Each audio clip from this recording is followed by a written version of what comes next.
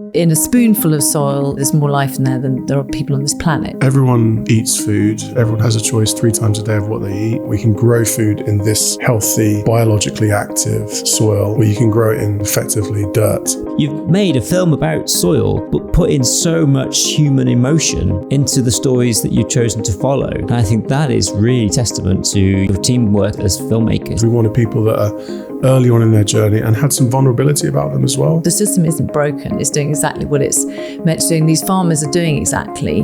But the farmers we're looking at are having to step away from that because they've realised something else. You don't see a depressed regenerative farmer. You know, they've all got something about them. They've all got a spark inside them because as they're going through this journey, they're regenerating their connection to the land. It's testament to the quality of the film that not only can you invoke change, but that you are creating these spaces for conversations to happen. You know, we're inventing technologies to suck carbon out of the atmosphere that are unproven, that are going to cost trillions of dollars and be the size of nuclear power plants, when we have the best carbon capture right under our feet, which is our soils. There's a lot goes on in the 6 inches of soil. Absolutely, yeah. And it's and even deeper. I live a nomadic lifestyle and I'm never in one place for too long. So from time to time, I find it very convenient to order groceries in the form of a Gusto box. I've been using Gusto for nearly 5 years now. It's a delivery company that sends you fresh food and all the ingredients you need to cook delicious meals at home, along with very easy to follow recipe cards. They have over 90 recipes every week, so there really is something for everyone. And so many of their recipes I've returned to again and again because their meals are just delicious. I've got a referral code. I've shared it with so many of my friends. It means they get cheap groceries on their first few boxes and I get credit in return. I'll link it below. Use it to sign up and you get a pretty hefty discount off your first box. There's no subscription required and you can order just 1 box whenever you want.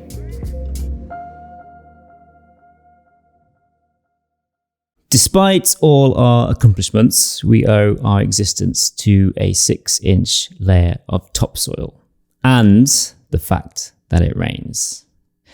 This is the opening quote for your film. And there's so much actually to unpack from that. I think there's 4 different sections to that. I'm just curious as to what made you want to open your film with this.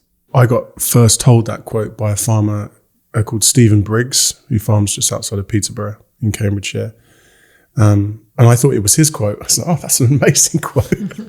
But I later found out it was from this broadcaster in America called Paul Harvey.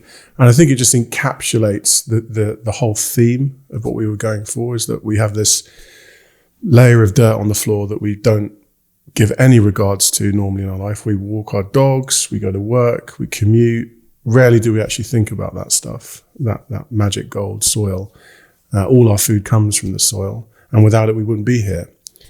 So I think it's about, changing the focus from, what's above ground and what's in the stars to actually what's beneath our feet. And that, for me, is the reason we use that quote. And it just opens up all these other questions, about the importance we give to land, the importance we give to farming, to food production, which so much has been hidden for such a long time from us. The beginning of that quote as well, I find it so interesting that he included this.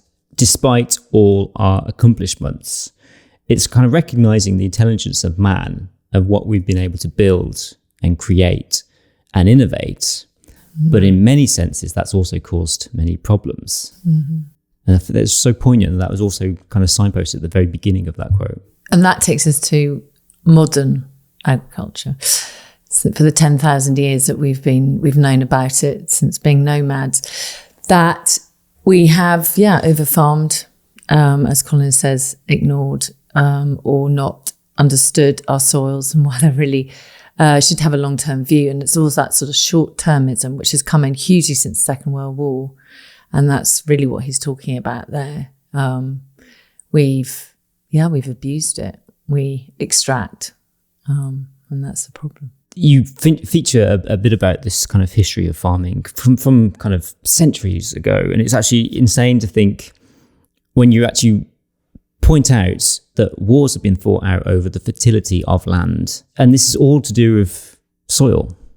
Yeah, absolutely. I mean, populations grow and they need feeding, and armies live and die on their stomach. I think Napoleon said something like that. So I think, food production, access to land, and fertility of soils has always been part of human history and civilization. And we touch on this in the film, that civilizations have come and gone when they've disregarded the fertility of their land. They've overproduced. You've got records going back, to Mesopotamia and ancient Middle East civilizations, and South America, Mayans, where food production and fertility were at the root cause of civilizational collapse. So it really kind of humbles you. Think, wow, if that's happened before in the past, it could happen again. And the evidence is really clear for that. Our soil, about a third of our topsoils are degraded, and we're losing the equivalent of a football pitch of soil every minute. And with deforestation and other pressures on the climate, it kind of exacerbates all those problems. So we really want people to come away from the film. If you forget anything, it's also, if you remember anything, it's about recognizing that soil is really important. And if you as a consumer can influence that in some small way about where you get your food, does that farmer look after their soil? How is that food produced? That can have an impact. Well, before we jump into the details of the film and the story behind soil, we want to get behind the two of you and your backstory and how it's led you to be passionate about creating this film about topsoil and especially specifically in the UK. So, Colin, you're the filmmaker and director of this. Claire, you're the producer behind this. Claire, start with you. What's your background that's kind of led you to be so passionate about soil? Yeah. So my grandpa was a farmer. So my first childhood memories as the eldest grandchild was spending a lot of time on the farm. So he was a dairy farmer, but then he had sheep. And I remember it really well, spending and connecting with that. And also then he had this amazing veg patch, which we used to spend time picking veg. And that, I think, has always sat with me.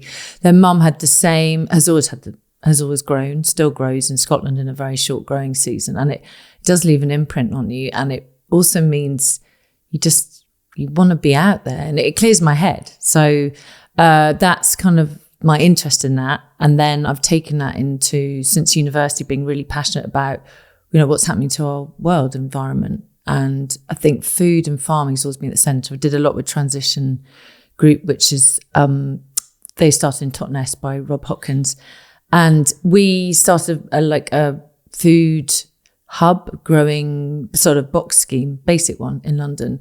But it really connected me with the whole, provenance of food. So that is deeply embedded in me. And now the joy is in the film, connecting it up. I get to go when I can to help Adrienne, who's in the film, AD in Sweetpea Market Garden, and to learn more. And you learn every single time you go out, and you think, wow, quite a lot over the years. I don't know anything. And AD will say the same. And I think all the farmers in our film, and I find it really humbling, and also clears my head. I can go on a really bad day. And I think that's the other thing we see in the film with farmers who've had a long journey with farming, but they've reconnected and to soil, the love of soil and regen farming. It's really powerful.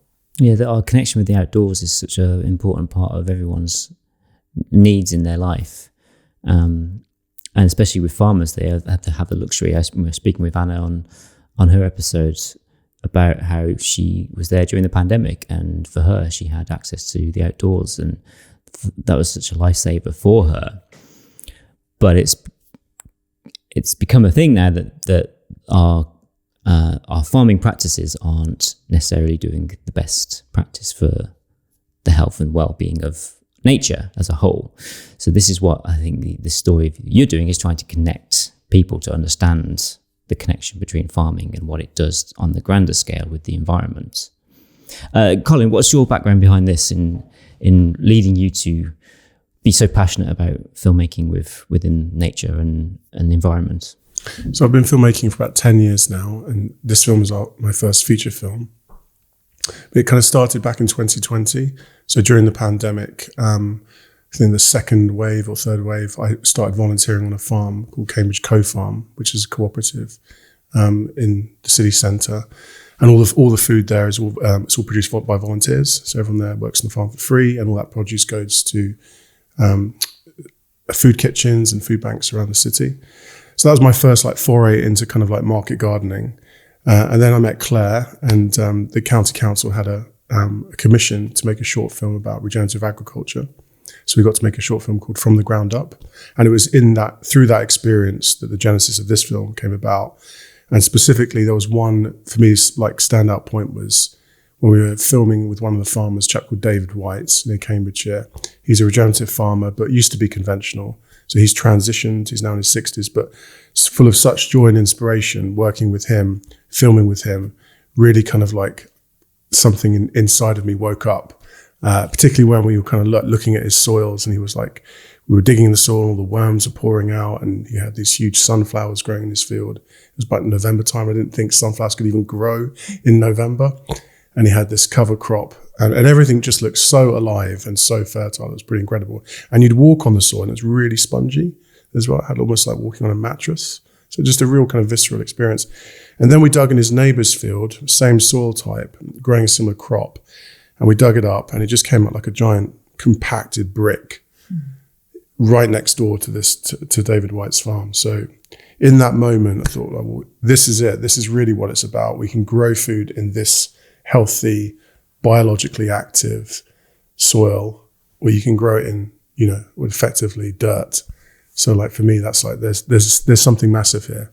And that's one of the images in your film as well. It's the comparison between these two types of soil. Yeah, and we talk about compaction and stuff, what that means. That's a big problem for farmers in the UK. So in that moment, there was like, I spoke to Claire and we said, there's a bigger story to tell here. So we released the short film and did really well. We did a virtual screening, because there was no face-to-face screenings allowed. We had about 300 farmers or something like that. It's 400 signed on, but it was very emotional, wasn't it? Yeah, very emotional. We had an online screening, online premiere of that, and then it was aimed at farmers, featuring farmers. So it was a very kind of farm-specific film, and we wanted to tell that story to a more broader audience. So that was the real genesis of it. And we said, has anyone done this yet?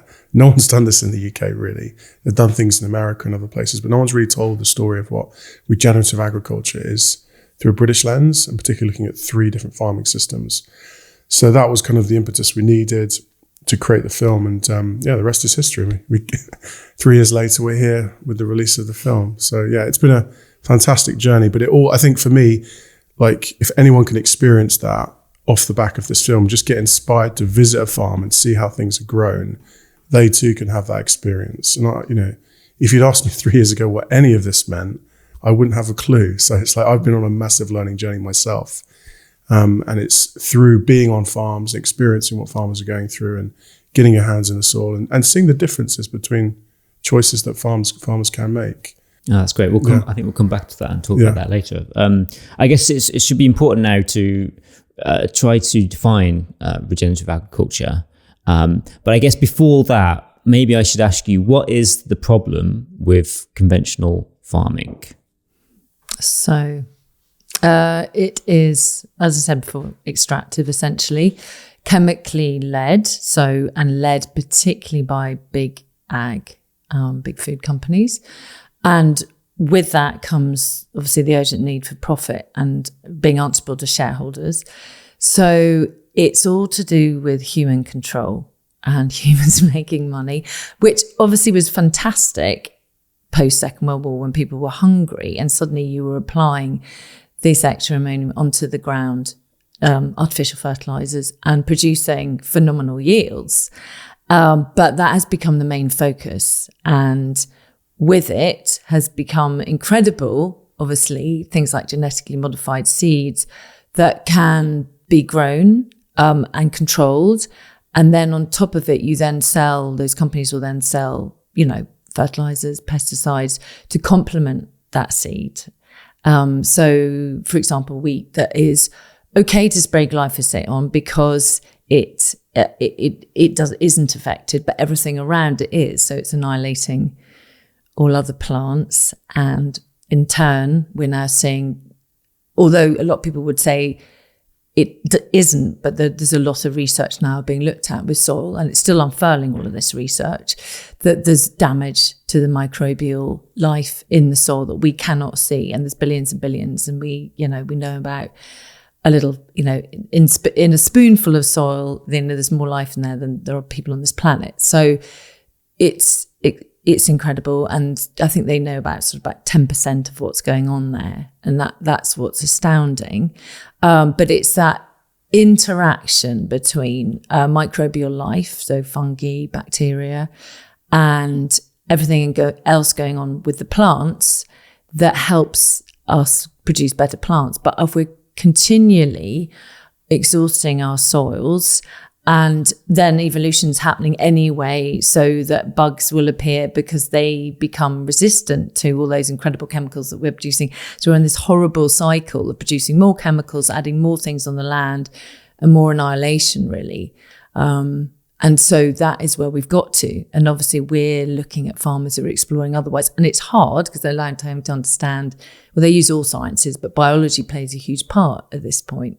Stepping away from your bag of chemicals and stepping away from your agronomist coming on your land. People will still use an agronomist, but an agronomist, still, I heard the other day, 70% of agronomists are still attached to big ag, big chemical companies. What's an agronomist? So an agronomist is someone that will come and advise you on what you grow and how you look after your land and how you farm your land. And they'll give you a plan, but then it will be tied in saying, okay, you're going to grow wheat here, barley here, peas here, and this is where you're going to get your seed from. And these are the chemicals you're going to apply. And that they're all tied in together.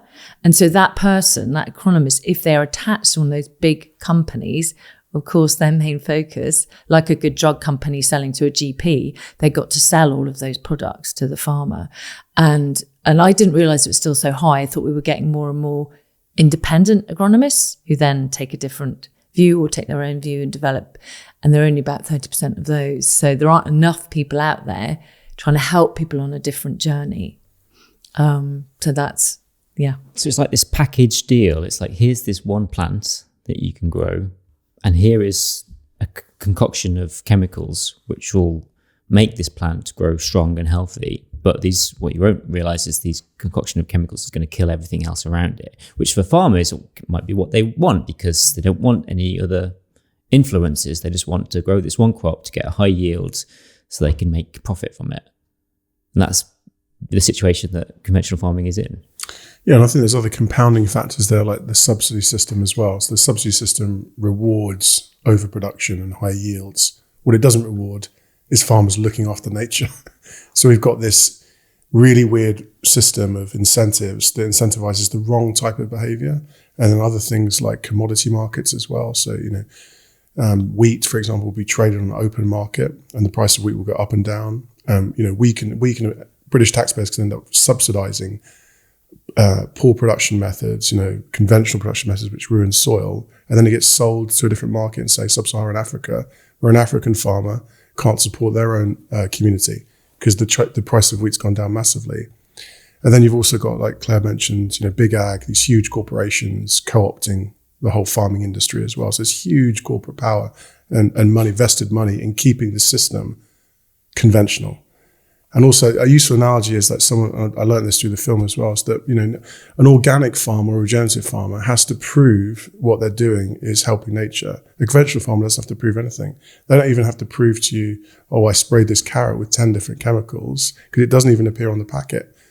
So this whole system, it also affects the way we're informed as consumers as well. So at least when you're buying organic, that nothing's been used, no chemicals been used, artificial chemicals been used on that product. So there's all these different factors that affect, what conventional farming is and where the direction of travel needs to go. And it shouldn't even be called conventional, right? It should be called industrial. The fact that it's actually called conventional is a bit of greenwashing in itself, I think. So.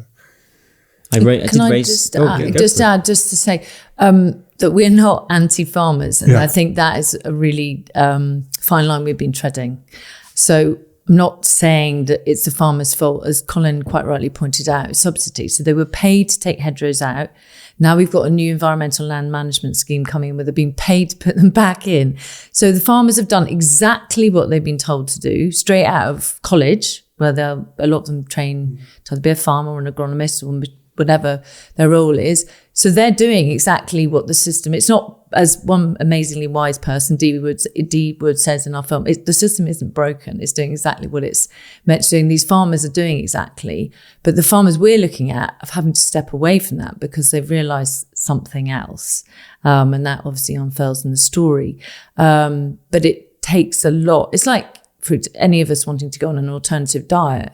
It's really hard if you're gluten-free to be out there and choose. And that's the same within farming. You're going against the grain. Yeah. The whole setup is set up for the conventional way, but you want to go, you're going against the current. Yeah. And if no farmer wakes up in the morning and sets out, say, today I'm going to destroy nature, no one does that. So it's the system that's preventing these changes, and it's the system that squeezes farmers down to the nub in terms of their profit margins, and they, the pressures they're under in terms of mental health and things like that as well. So when we're looking at that from a story perspective, we're looking at the system. It's a harder story to tell because it's complex, but we always come back to, okay, what's the system doing and what are all the levers that we can pull in that system, social, environmental, political, financial, to incentivize farmers in the right way, not the wrong way. But that takes time, and it's like the Titanic. It's going to take a long time to turn, and we believe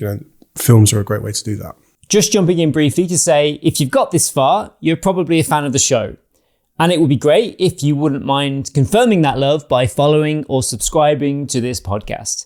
It takes just one click from you, but it really does make a huge difference in getting more people to find this show.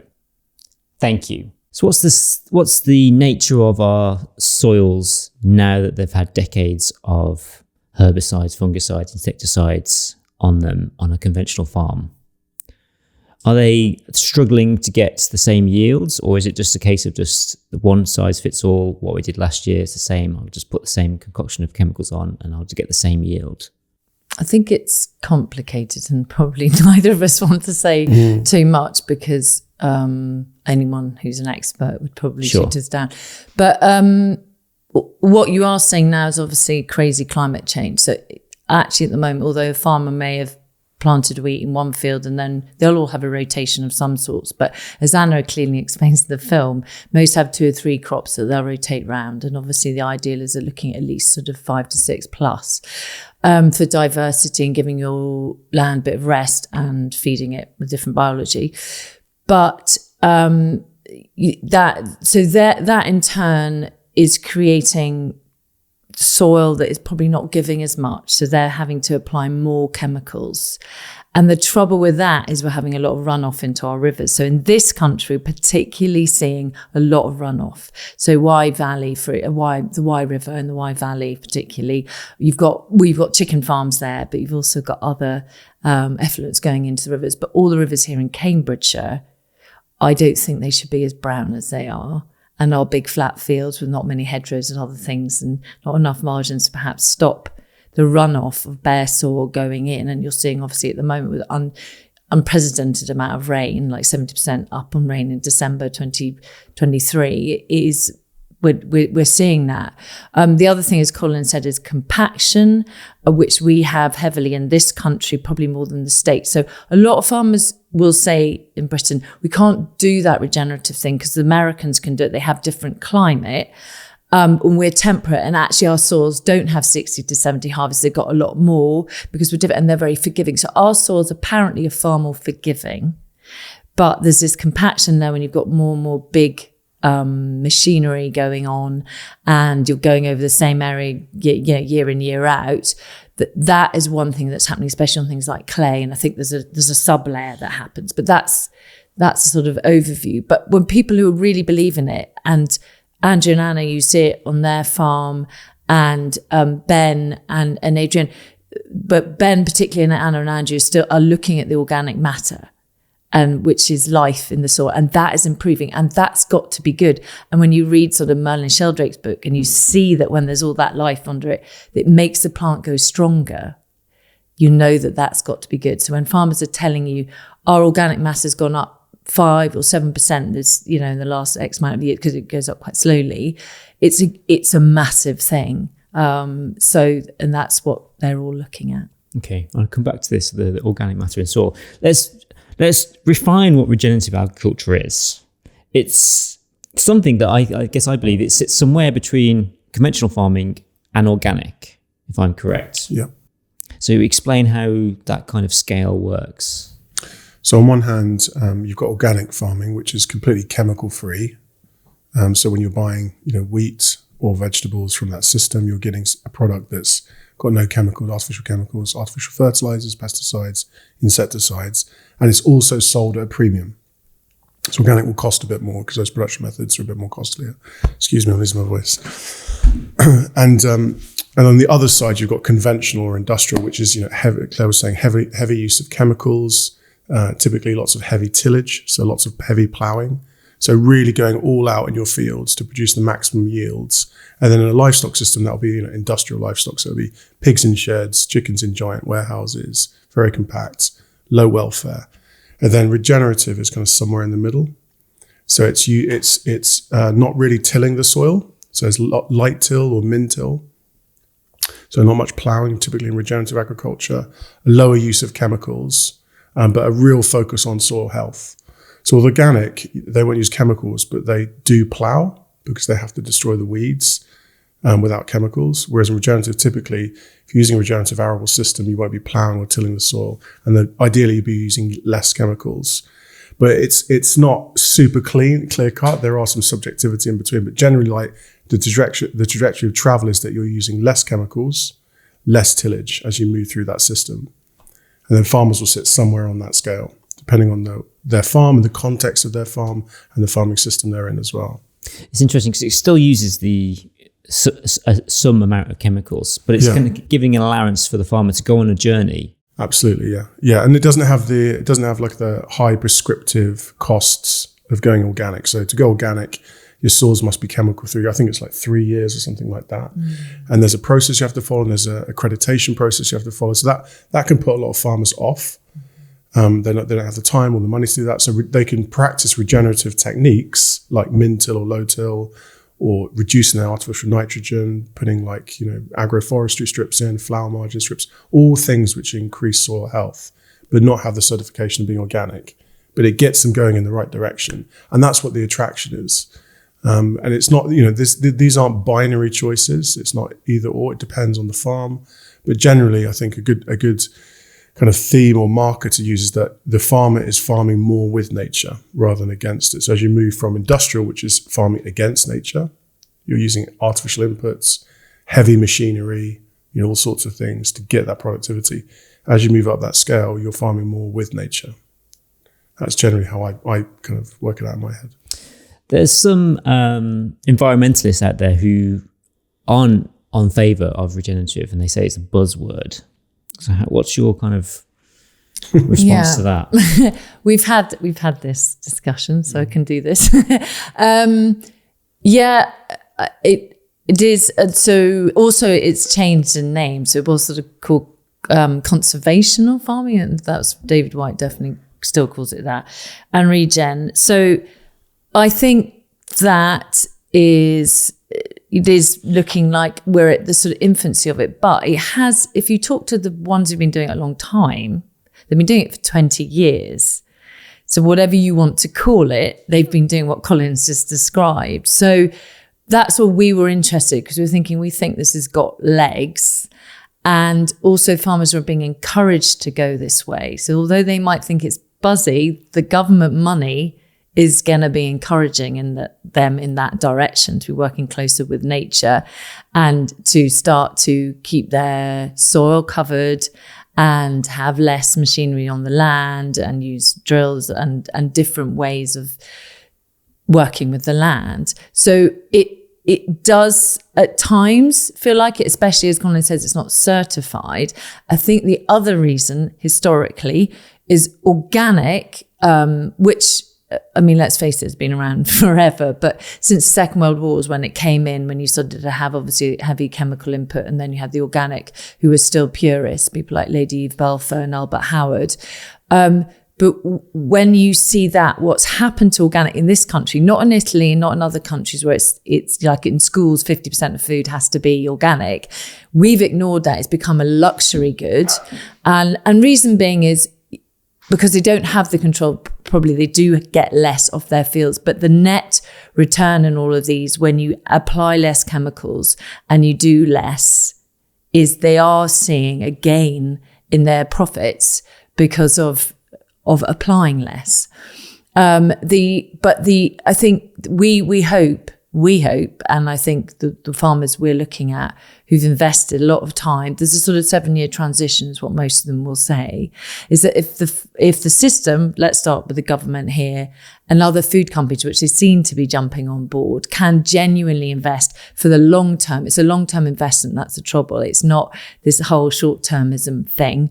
And there is a technology angle too, and some of them are using technology, and that's GPS or drones, but they're using it working with nature rather than replacing nature with technology, if you see what I mean. So yeah, the way I see it is things can be so binary in this world. It's kind of either this way or another way. And actually what I like about regenerative is actually saying, look, there's a way in the middle that's going to be different and unique to you. You're going to find your way there. And here's a process that will take time, but it's moving in the right direction, which is better than saying it has to be either one way or another. Yeah. I mean, we're also in a world of greenwashing now, right? So greenwashing is everywhere. Brands, corporates using buzzwords to get, better brand equity and tick that box and stuff. So we have to, I think as citizens, we have to be conscious of what that looks like. And I think it's pretty obvious when, BP does regenerative, it's not really regenerative. So, but I know, brands like McDonald's are saying they practice some regenerative agriculture.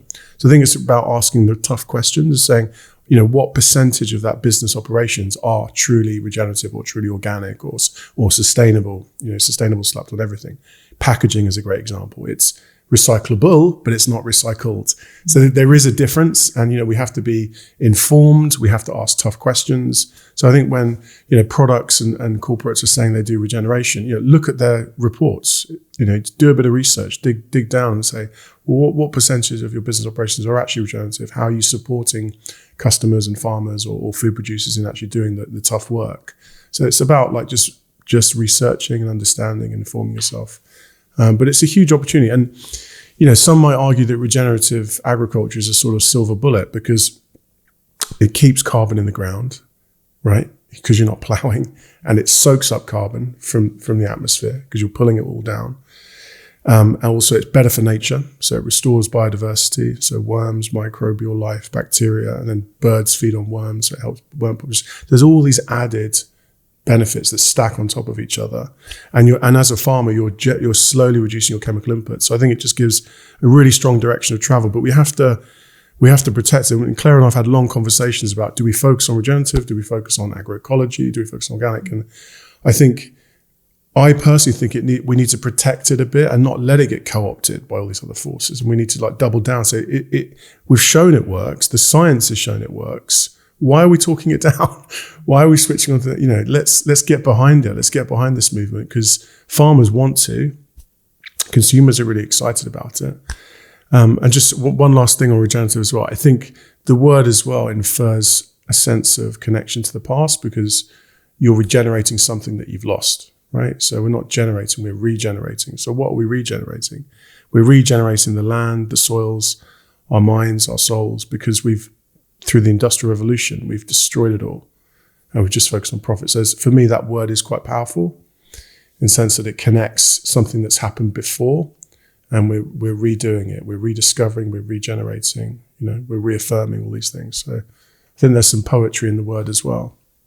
Okay. Yeah, can I just add a tiny? In America, they are trying to certify it. So there's Gabe Brown, who's, let's call him the godfather of it, and his book Dirt Soil, which is in the film, and we've all read, and we've all read lots of books, but that is still a really amazing one. And so they are really trying to pursue it hard there, and that is in the backdrop of an even more industrialized system than ours. And although we feel like regen's really cool in America, it's still really small. But they are pushing hard on that. So it'd be interesting to see if that floats over here, as most things do float over here.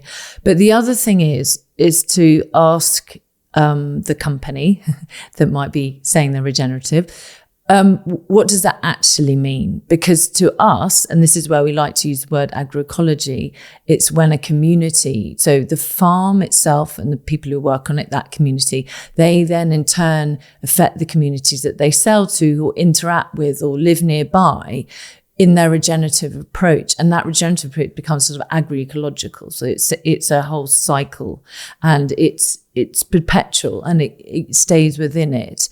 And, you know, and that whether that's creating compost or sharing food locally, and it's more regional. And that's where I think when we've enjoyed our journey, when we really see that happening, we feel that everything's been regenerated from the soil to the community. I think you see it in the farmers that you meet. You don't see a depressed regenerative farmer. You know, they've all got something about them. They've all got a spark inside them, because as they're going through this journey, they're regenerating their connection to the land and stuff. You know, some farmers have met, you know, they said most of their day spent sat on a tractor, and they never once really walk the land or touch the soil.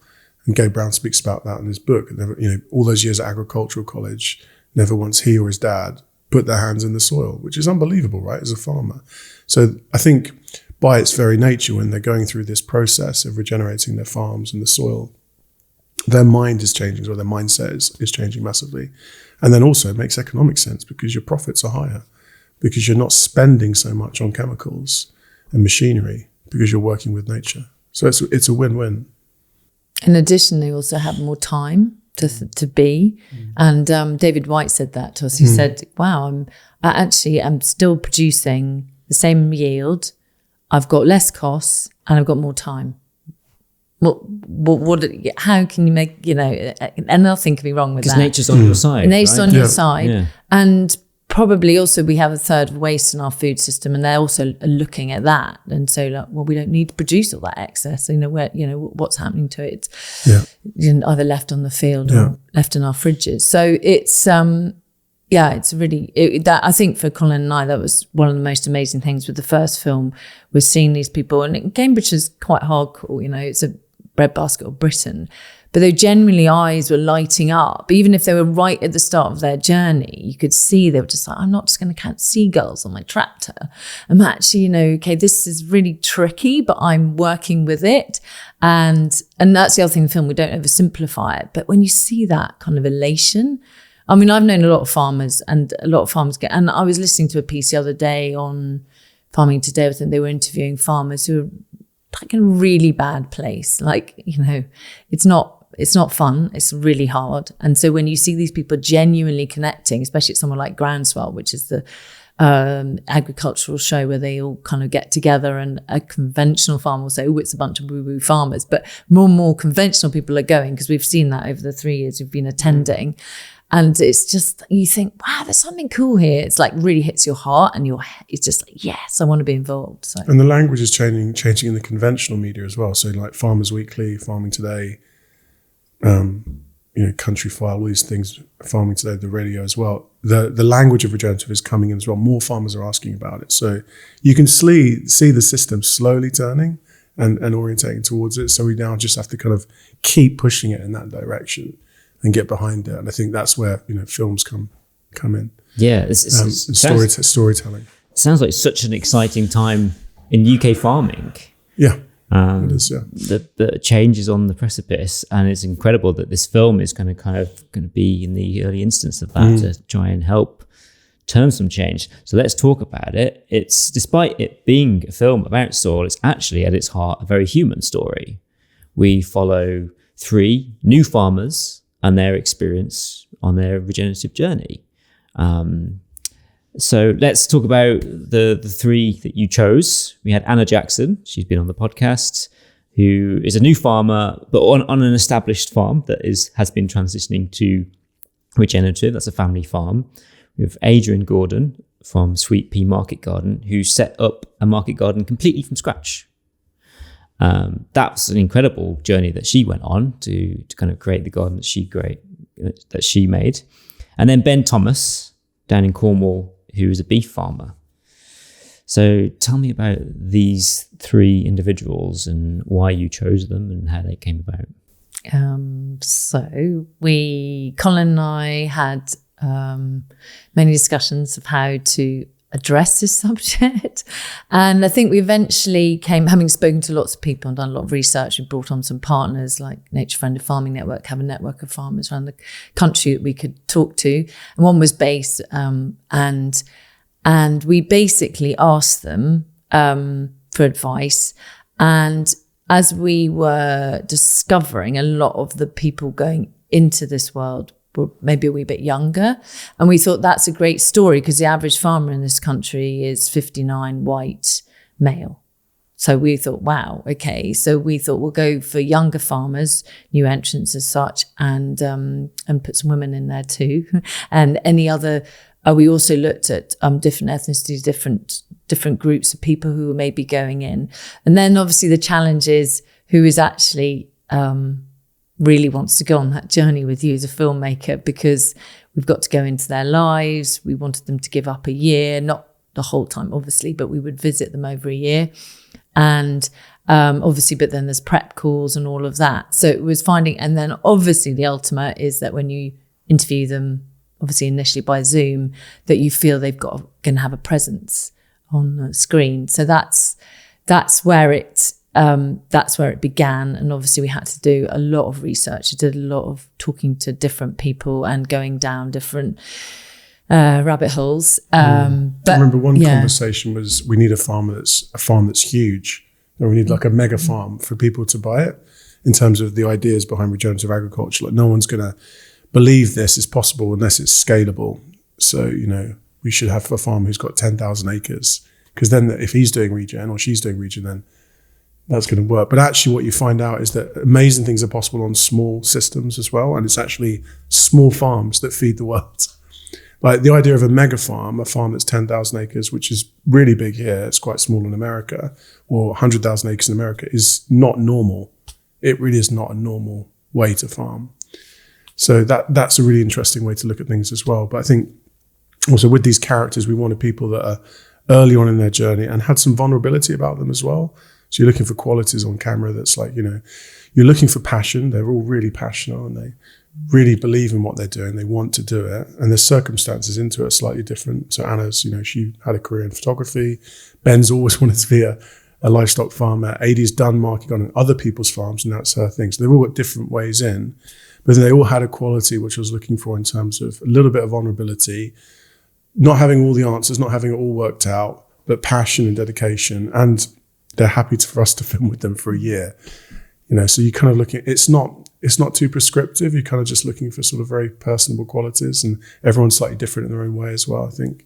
But I think we got a good mix, didn't we? And we're happy with our choices. You always ask what if, don't you, afterwards? Yeah. But I think we're really happy, and I think, and also we have, two female characters in the film.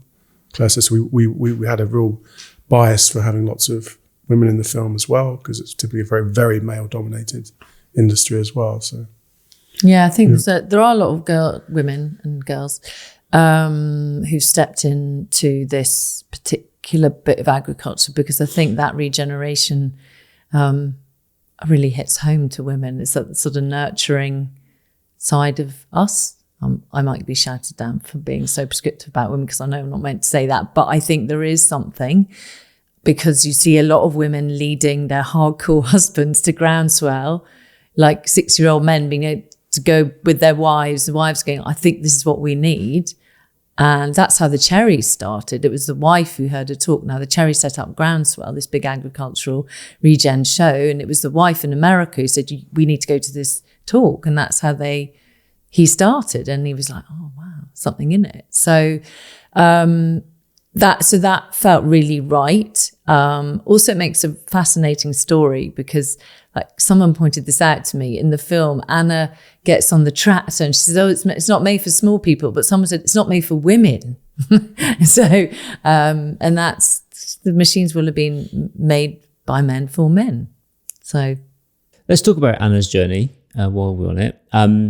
So what specifically within her story do you think is so important to the world of regenerative agriculture?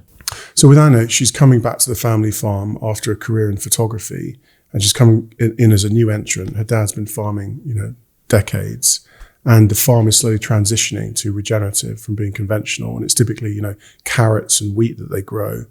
But the introduction of sheep was a really good example of following that regenerative journey. So using sheep as natural fertilizers rather than artificial fertilizers. And Anna loved sheep. So that's a good way in for her as well. And she talks about that in the film. And that's one example within regenerative systems of where you use livestock on the land in a controlled way to create natural biology on the farm. So to rejuvenate all the biology in the soil, bring it back to life with natural fertilizer. And then you see her as she's working through, she's now in her third year now, I think, that she's really getting a lot more confidence and skill on the farm, not just driving tractors, but also understanding soil biology. And she's got, a really big social media following on TikTok and stuff as well. She's really keen and really passionate to get the word out about regeneration and what it looks like in a part of the country which is actually really quite industrial. So they're right next to Scunthorpe, which is one of the industrial heartlands of Britain. And, typically the soils around there aren't very well looked after. So it's what's great to know is that, Andrew and Anna are starting a farming cluster as well. So they're looking beyond just Pink Pig Farm. They're getting other farmers involved, having knowledge sharing sessions. And we're screening the film up there as well, which is really exciting. So hopefully we'll get to see some other farmers there from the local area. My main thing for Anna though is seeing her connection with her father and seeing that taking on board that responsibility, I think is really quite empowering for her as well as a young woman as well, going into that field and just really trailblazing away and just preparing to challenge the system. They also won Soil Farmer of the, they got nominated for Soil Farmer of the Year award in 2022 as well, which is great news. And Adrienne, wow, you really caught her at the very start of a very pinnacle journey in her life, really. She was starting this market garden and she had leased this plot of land from a landlord and started just planting stuff. Yeah, it was pretty awesome. She came through a guy called Duncan Grawell who lives, Catchpole, lives near here, and he runs a company called Cambridge Organic Food Company, and they have a hub. And he said, I think she's going to be one of our new growers because we don't have many growers on here in Cambridgeshire. There's a smattering, and because most of it is the huge, big arable fields, and we've lost our market gardening. Would have been market gardening around every town, every city. And so she was really wanting to come back to Cambridgeshire where she's from. And Duncan said, go and meet her. And we interviewed her and we did. And it's pretty brave of her to do it because, as you say, she's a woman on her own doing it. And man or woman, doesn't matter whoever's doing it. But she is a person doing it on her own.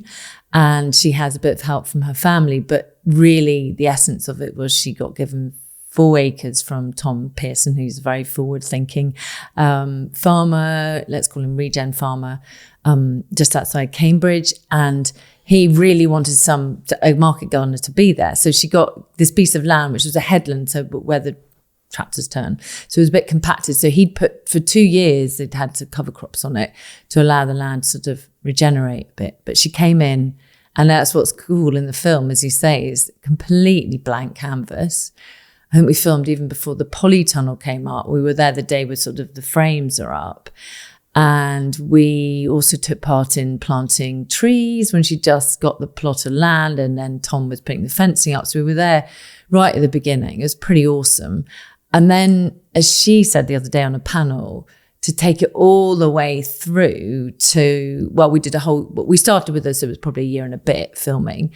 But by the end of it, you saw this huge, so she probably did about an acre in the end where she's cultivated it as such, working with it. And suddenly you've got an abundance of, she does really diverse, from tomatoes to kale, but different types. And then in between, beautiful flowers and bees, and, the biodiversity there is pretty incredible. And she's working really hard on her soil. So the soil's been compacted for arable land. So it was really hardcore clay, really hard to get into. So we see her doing that. She doesn't use machinery. It's all hand powered tools. Some of them might have a small engine on it, like a drill, but it's pretty basic stuff. And, broad forking, all these amazing ways of aerating the soil without turning it over. So not going for the traditional. So she's doing it what they call no dig, or no-till. Oh yeah, in no bigger dig. I'm sense. aware of the no dig. Yeah, Charles Dowding. Kind Exactly. Of type, So that's kind of her principles, and then feeding organic matter, putting compost on, putting fleece on the paths, just really trying to work it, but rotating a lot, the different crops, and then cover crops and grain. But she's the first year we see her when it gets really dry and really hot, and she's there with this baked clay, and she's like, I feel a really bad custodian, because she's obviously learning how to cope with this soil, and she's farmed on lots of different types of land, and this is just reequating herself with this one. And she's knowledgeable, but obviously she's learning more and more and more and more. And the huge learning for her is doing it on your own, running a business, planning everything, then planting, growing, nurturing, and then selling and marketing. You really do feel for her, because unbelievable. She literally is doing everything from the planting the seedlings to harvesting and then selling on the little markets around Cambridgeshire. Yeah, but she's cool. I learned her, well, now, this year, we don't film this in the film, but she has ended up with it because it happened afterwards. She got a company, and I really love this story. I'd love more companies to. A solar company in Cambridge came to her and said, we would like to give our staff in your growing season a bag of veg each, if they want it, every week. It got up to 80 bags of veg, which is, a bag per person, which is absolutely phenomenal. So that was a wonderful income for her in her second year, not the year we filmed it, but they were picking it up. And now she's looking at sort of community supported agriculture, is when you can buy shares and then you'll get veg in return. So yeah, there's lots going on there. It's really, really amazing. Just seeing the diversity in what she was growing, how colourful all her different types of unique veg were, things that you can't buy in a typical supermarket, really highlighted how much you need to support these market growers. Yeah, absolutely. I mean, in the film we talk about the the monocrops that most of humanity survives on, which is like corn, rice, wheat, maize, and I think there's I read on a slide, there's 300,000 edible plant species. We only eat about 200. So this crazy amount we can do, and much less in the supermarket, and much less, and even less. You're absolutely right, in the supermarket. So there's amazing things we can do with our diet. I think if we really think about these things and encourage diversity, we're not going to get it through supermarkets. Yeah, and you mentioned diet, and in fact, that's a whole new kind of conversation itself. But that does unlock so much health benefits for a lot of people, eating a diverse range of whole foods. Which is absolutely.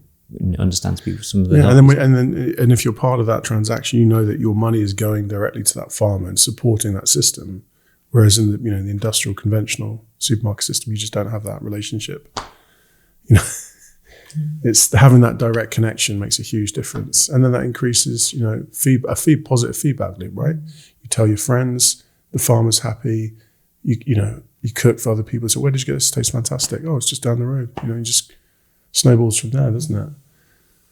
Word of mouth and things like that. She's tried to build that, hasn't she? Because Colin, well, I volunteered there once a week, but when I can. But Colin and I have both been planted trees. We've also, with other friends, been there and had celebratory moments afterwards. And that's what she's trying to do, is kind of reconnect people back. So she does give these sort of moments where volunteers come in, but she's still having to run them all. But that's awesome. And I mean, I dream that everyone would get an opportunity. Say if you worked in an office, maybe once a month you could go back and grow somewhere like that, or just reconnect, because it's just so good for you just to understand what's going on out there, how much is involved in producing our food, but also to wonder, as you say, someone like her has this incredible variety, and the other things that exist beyond what we're offered. Also, it tastes utterly unbelievable. Most of us know if I grow at home, but if you grow and you pick immediately, and especially if it's a very particular type of crop, and you can just taste the life and the joy. It's a very different thing. Taste is interesting you put that up. So in Ben's story, he talks about the taste of his beef and the comments that he got from some of the people who have bought his beef, and how different and much deeper the flavour is of his beef, because he's let the cows run wild and he's rotated them across different fields. And so let's talk about Ben's story. So that was quite an interesting aspect. It was he has this small little cattle of cows, which he's just kind of pushing in different fields. I guess that's kind of most of his job, is to put them in different places all the time. So they're never in one place for too long. Yeah, so he's practicing regenerative grazing, which is effectively moving the herd. It's a smaller herd than a normal herd around different patches. If you imagine it looking down from a helicopter view, you've got a field divided into little segments, and you're moving that herd sometimes every few hours, sometimes every half day, daily, across those little patches. It's called mob grazing. And you just fence it off with electric wire, make sure the cows are watered. And then what you're doing is you're allowing that grass to recover and all the species to recover, and it increases the biology, and obviously all the poop is going on and it's increasing the biology there. And because you're not having these huge herds just in one field for like weeks, months on end, the grass is allowed to grow sort of halfway. So rather than munching it all the way down, which you often see, like, you know, if you go to, say, Cumbria and you're looking out across the fields there, it looks beautiful. But if you look at the grass, you know, all the sheep are on it and it's grazed down to like almost like a golf course green. And there's no real diversity of crops because it's so intensively grazed. And that's the biggest problem with livestock, is that we intensively graze for long periods of time on pasture. So regenerative system is like, it's about moving and replicating the natural movement of animals. In that instance, with intensive grazing, is that not only ruining the field that you're on, but are you then having to supplement the animal's diet with more food? Yeah, so they use like concentrates or soy concentrates, or what, you know, from different systems, depending on whether it's sheep, pig, or cows. Supplement it because the animals are just, there's too many animals on the land, and they're not getting the nutrients. So Ben also sows herbal lays into his field, which is basically just different herbs. So like chicory and sangfoin, all these different herbs into the grass. So the cows are getting those extra nutrients, kind of like medicine to both human. They don't have to use antibiotics as well. But I mean, the biggest difference between what Ben's doing is, from an industrial system, is the cows are also out all the time. So they're out all year round. They're not stuck in a shed. So they're out even in the winter, and you'll feed them a bale of hay. But he doesn't use any concentrates for his cattle or any antibiotics because of that system. It does require a bit more land. That's the major pushback with that system. And then there's questions about, can you scale that type of system across the whole of England? And that's another interesting question. But ultimately, you know, the cow has a much better life. The beef is tastier. It's more nutritionally dense. And it's supporting the natural ecology of that landscape. Whereas an industrial system won't do any of those things, really. You'll just get cheaper meat at the end of it. So that's what we try and show in the film. And there's a clear choice there. And then hopefully it tastes better as well. Yeah, and the soil also, very importantly, is helped by the mob grazing, because they're in it for a short time, so it's allowed to recover, but also their trampling in of their poo is fertilization, but their particular way they compact the land gently allows it to go in. And then the other thing that happens is that Ben and many of them don't have to use wormers, because they've got the specific plants in the field that are like natural wormers for them to eat.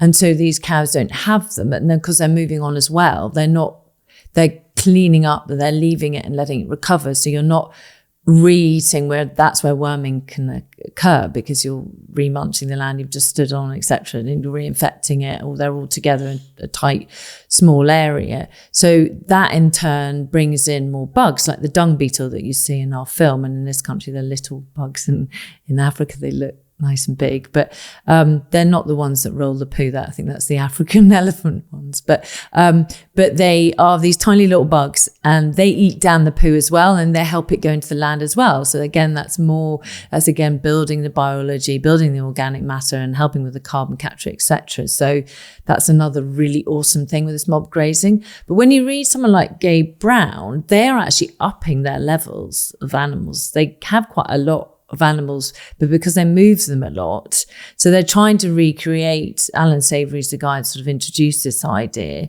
as if you're on a prairie again and you've got those prairie animals moving in big herds. So there is they're sort of saying you could up it, but as Colin said, we do probably need more land. but you are saving, because at the moment, is it 30% of our land, I think, is put aside, we're up to 70%. 70% of our land is taken up with feeding animals somehow, whether they're grazing, but then a great chunk of it is actually just for growing crops just for the animals. And you may have those cows on your farm, and so it's fine, I'm feeding them my wheat or barley, it's going straight into cattle fod, well, all types of beans.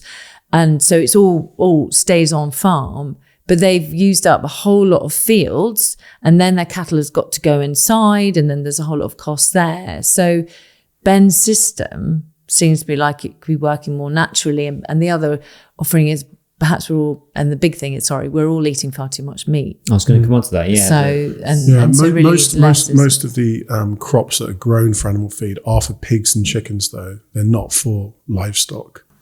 So they're not for cows basically, but it's most of that, and that's driven by we've had a massive growth in these industrial chicken units, especially as I mentioned, the Wye Valley, up near the Pennines as well.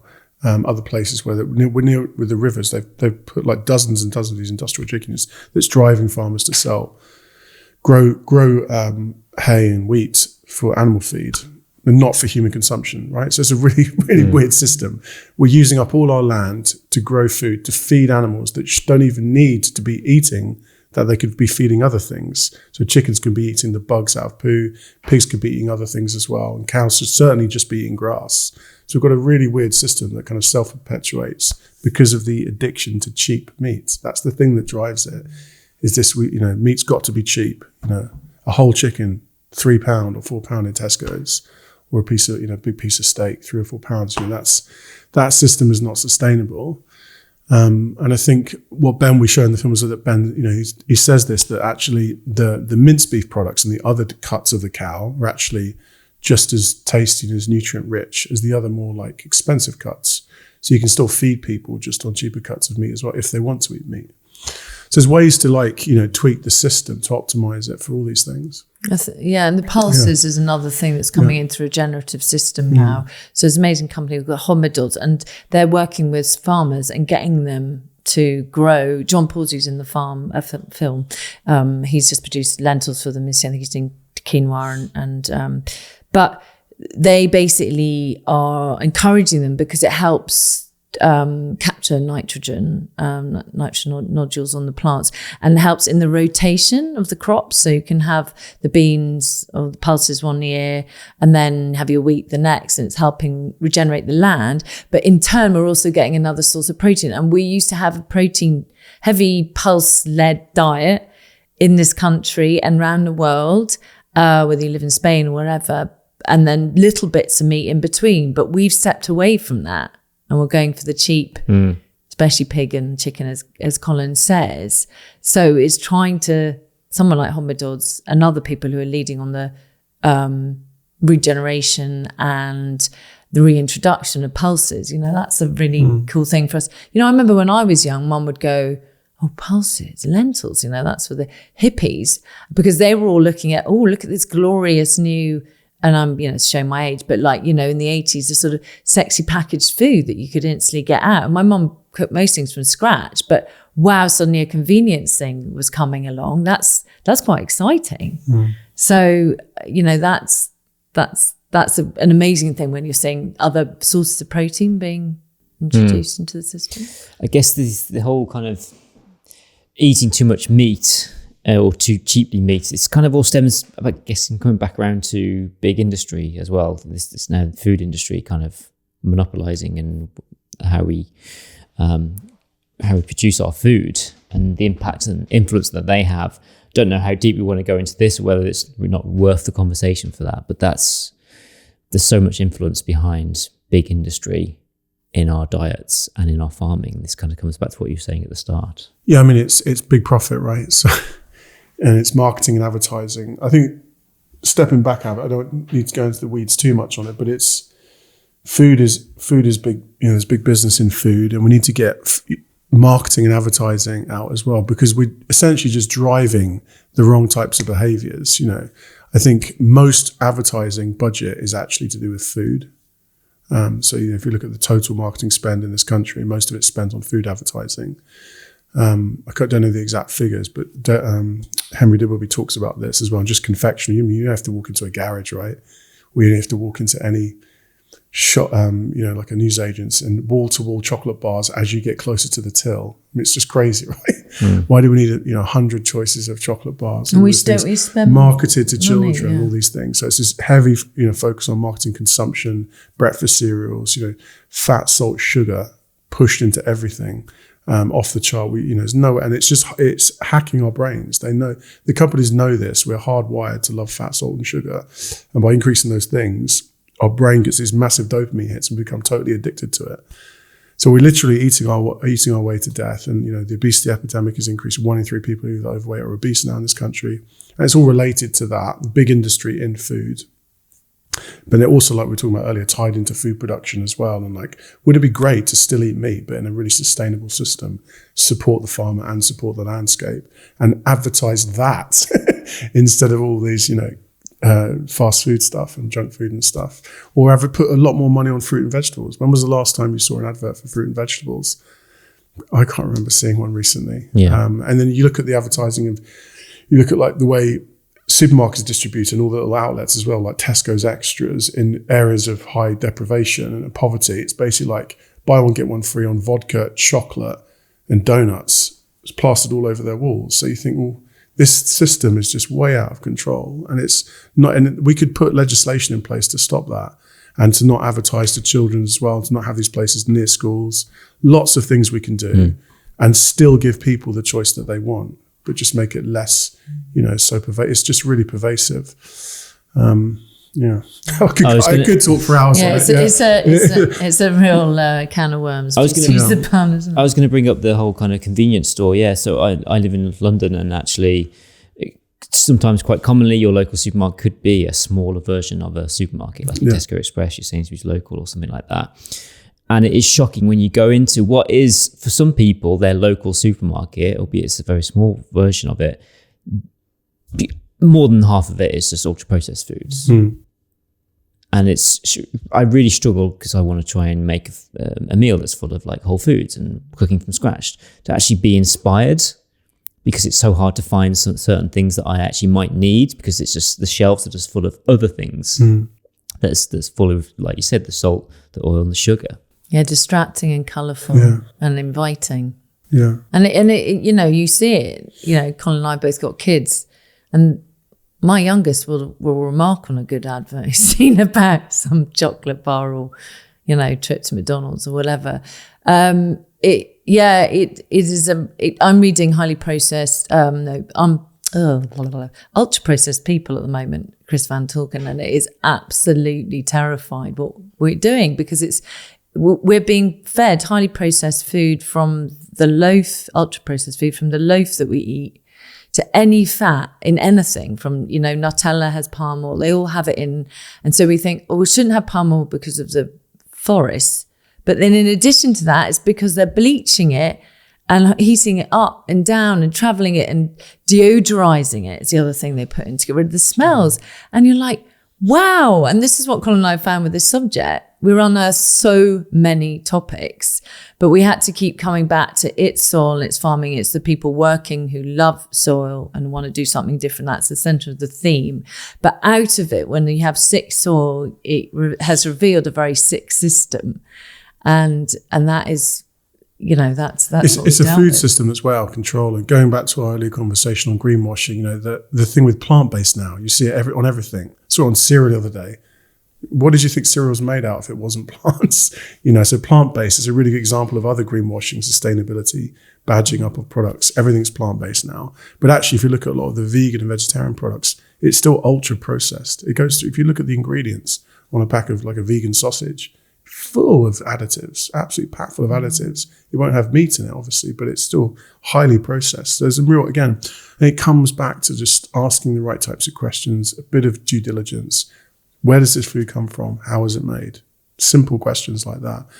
But when we're bombarded 24/7 with these incredibly powerful messages, and they know how to hack us, they know how to hack the human mind, fat, salt, and sugar, very bright colors, appealing to children, and everyone's working really hard, cost of living crisis. You know, if you're a single mum with 3 kids, you know, and you're under intense pressure, it's easy just to throw something in the microwave, isn't it? Because you don't have the time to cook. So there's all these other socioeconomic factors that we have to consider. And really, the question about how to fix the food system is basically how to completely re-engineer society almost from the ground up again and put nature and health and equity in the middle of it.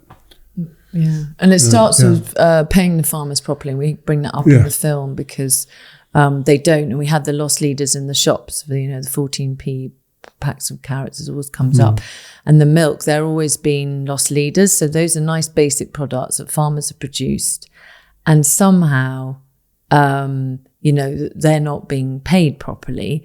But yet those companies will be buying those basic goods, but then buying other goods from the farmers like wheat and then turning it into an ultra-processed food or an oil or, you know, rapeseed oil or whatever. And they're then spending a fortune turning it into this crazy thing that isn't actually food. And that's what we're left with. But these poor farmers they're at the absolute mercy of our big supermarkets. And those big supermarkets have these hugely long supply chains. So they don't like to take responsibility. They want to blame it on, you know, the haulage company, the packaging company, the whole system is creaking, and that's what we've got to. And so the suggestion that perhaps we become regional and local seems to be the only way to blow this globalization out of it and not have like basically 3 or 4 very dominant big food companies from Kraft, etc., who keep buying up all of our British firms and others around the world, or big Chinese firms, and we have big ones in Britain as well. But it's crazy, and then we've only got 6 supermarkets also to choose from, and that's, as you say, it's on our doorstep. And I'm knackered. I'll do it. Crikey, I'm like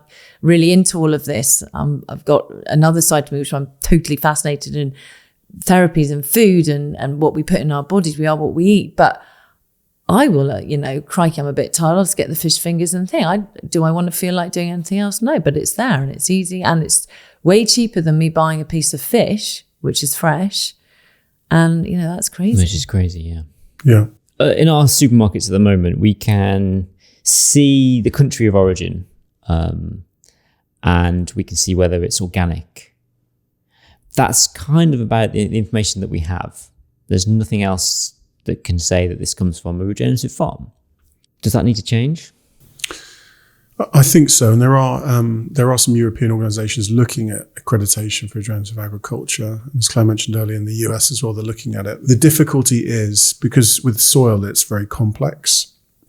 It's a complex ecosystem, and in terms of actually measuring what impact the farm is having at that time of year in that particular soil type, in that landscape, and then connecting that to the food product is not an easy thing. Whereas in organic, you can certify something and say there's no chemicals used in that, and someone can't come to the farm and verify that. With regenerative, because the things we talked about earlier with this suite of different techniques, it's a lot harder to quantify that. But I think soil organic matter would be a good one, which is is that farm's soil organic matter increasing or decreasing? And if it's increasing, they should be rewarded for that, and we could put some type of badge behind that. What's happening with their rivers in their local system as well? How much runoff they're giving?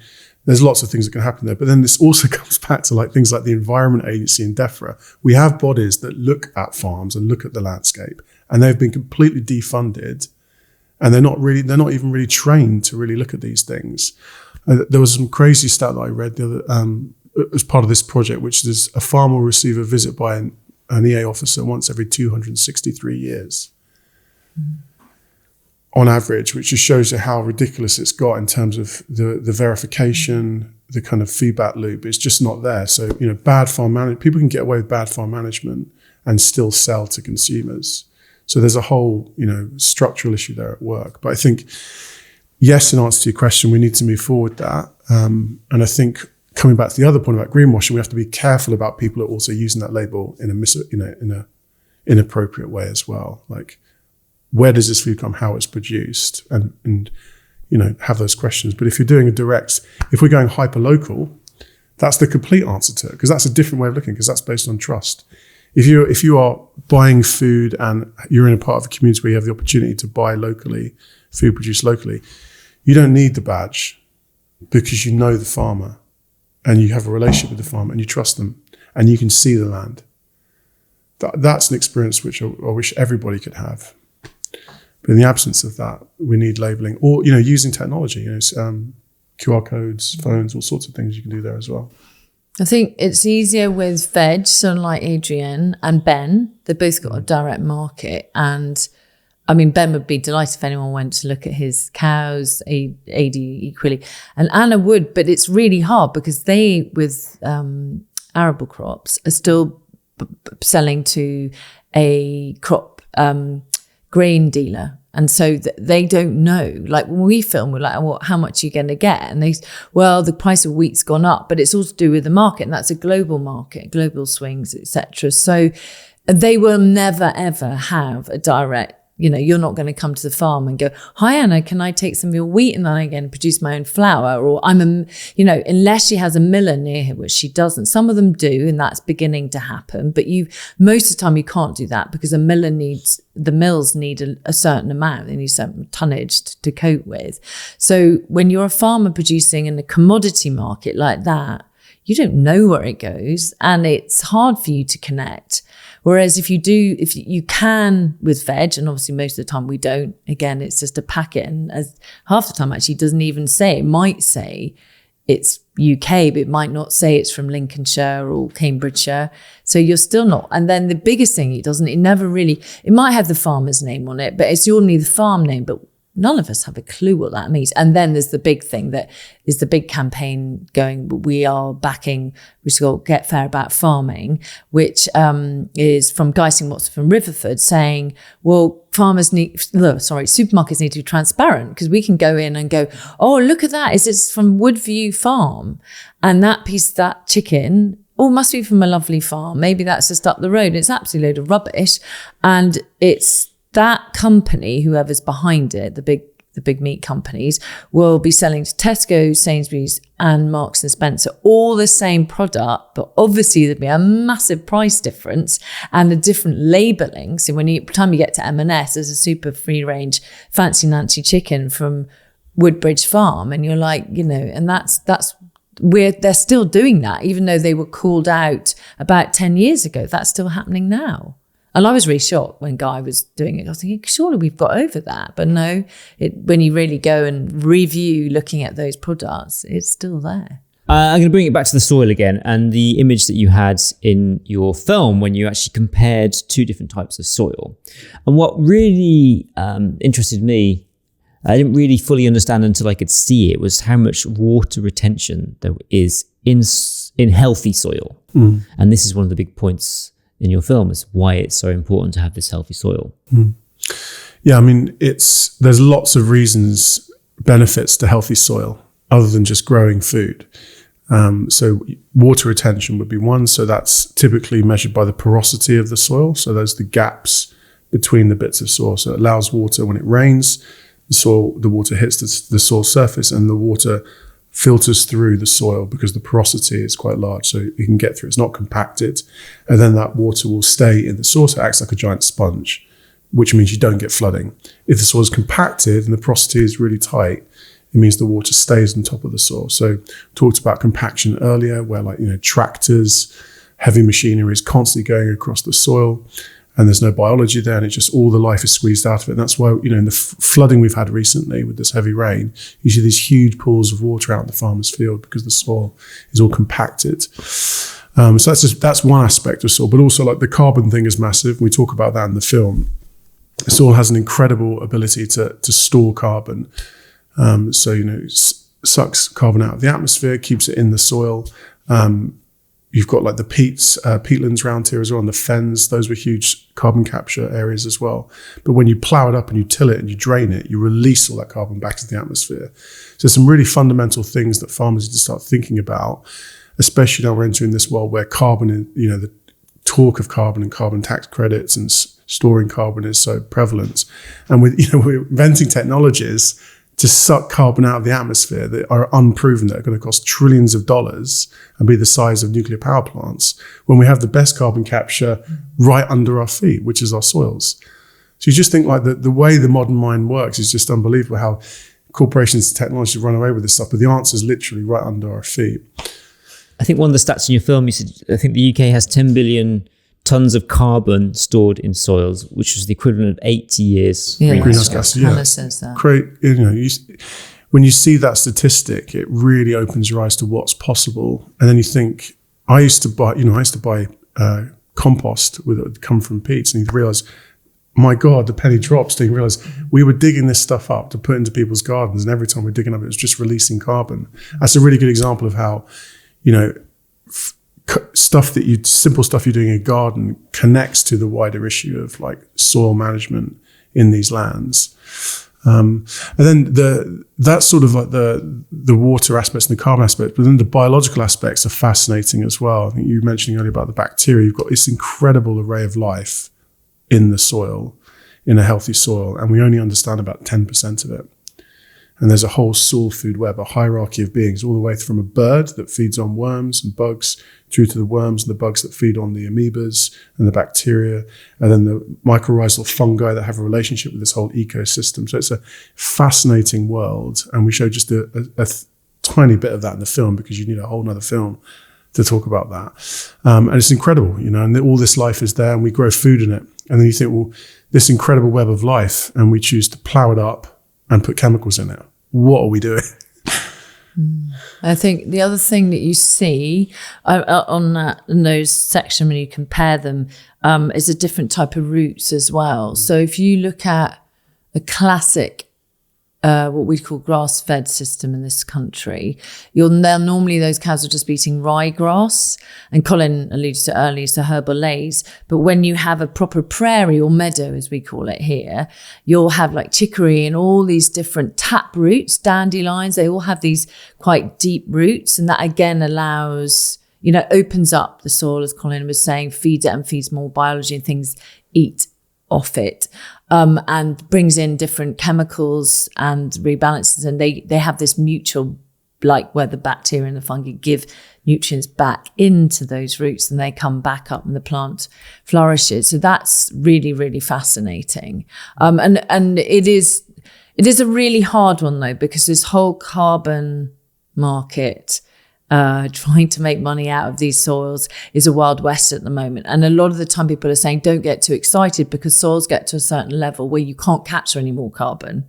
They're at let's call it saturation, but they're so happy and think. So the ones that at the moment they're saying are going to do really well are the really compacted ill soils, who suddenly do increase their organic matter. Those farmers might benefit.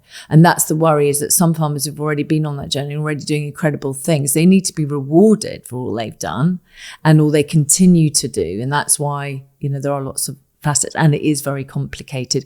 And when you have to work with the land and take crops off it and veg off it, you are obviously having to remove those plants at some point. You can't always leave the roots in there like you can with grass, and that's when it becomes very complicated. How much can you actually capture? And then there's the weather and all the other different environmental issues. So there's a lot goes on in the 6 inches of soil. Absolutely, yeah, and it's and even deeper. Yeah, and in Britain we have this incredible topography as well. So we're one of the most geologically diverse places on Earth. We have all these different types of soils, different rock formations, different because of the geology of the billions of years ago when this landmass was formed. So we're very lucky. This is why people came to Britain to grow food, because we have really rich soils, and then we drain the fens here in East Anglia. We have this incredible black gold, this black soil that's so full of biology, but we lost all the habitat. So there's only 1% of the fens left. It was the largest engineering project of the 17th century, draining of the fens. So that's a really good example of where man has come along, used their ingenuity to increase food production, but lost all the biodiversity in just a few hundred years. Incredible feat. Despite all our accomplishments. So I was in a place called Wickenfen just the other day, and just walking around it and just looking at the windmills that used to pump all the water out, and there's all this history there. And it's just fascinating to think that we actually did that just over 150 years. We managed to do that and pull the sea away, you know, and uncover all this rich land and feed everybody, but at what cost? And I think it's really useful, gives you some historical perspective. There's also a place in Peterborough, I can't remember the exact location, but with the marker. They've got this huge marker. It's like a giant Briggs, telegraph pole. It's a huge thing. It's about, I don't know, 12 foot tall, and that the top level there's a marker, and that's where the soil used to be.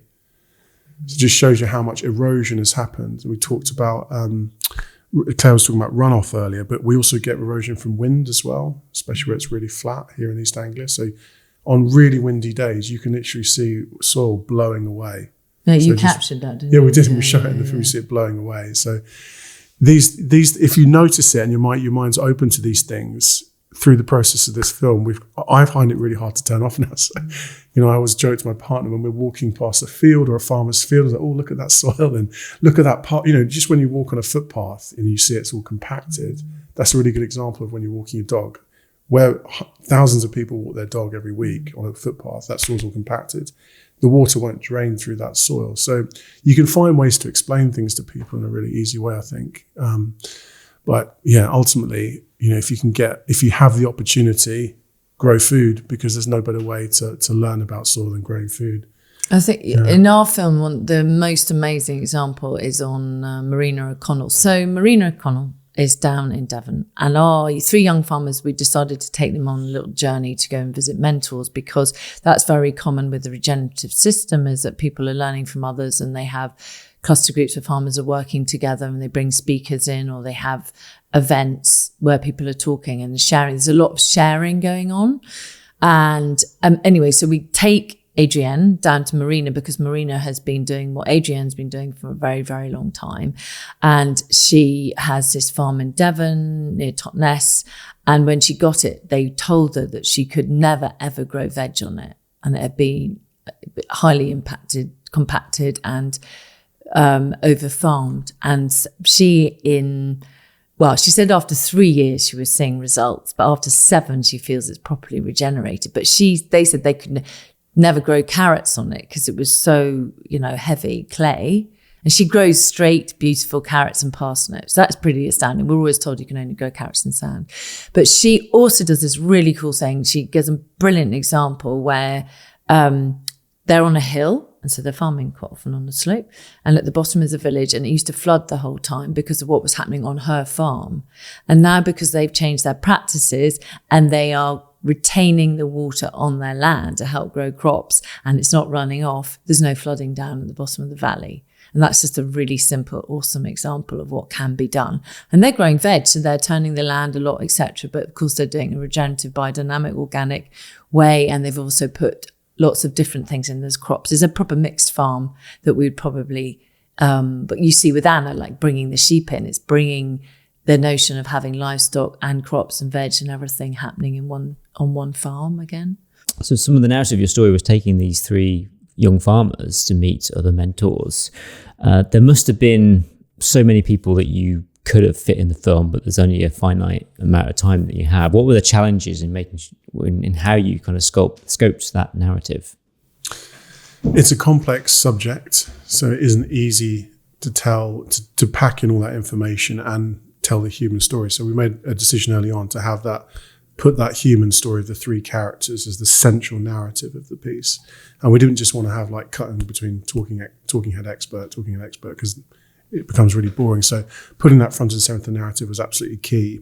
And then once you tell that human story and you let people into that world, and then they're more open to hearing about policy or a little bit about science. So I think that was absolutely key. And luckily, you know, with their stories and with their journeys, you get 3 very different characters. It's kind of, I like to think that there's something for everybody in the film in terms of, you know, the farming systems, the different types of characters, different types of personalities.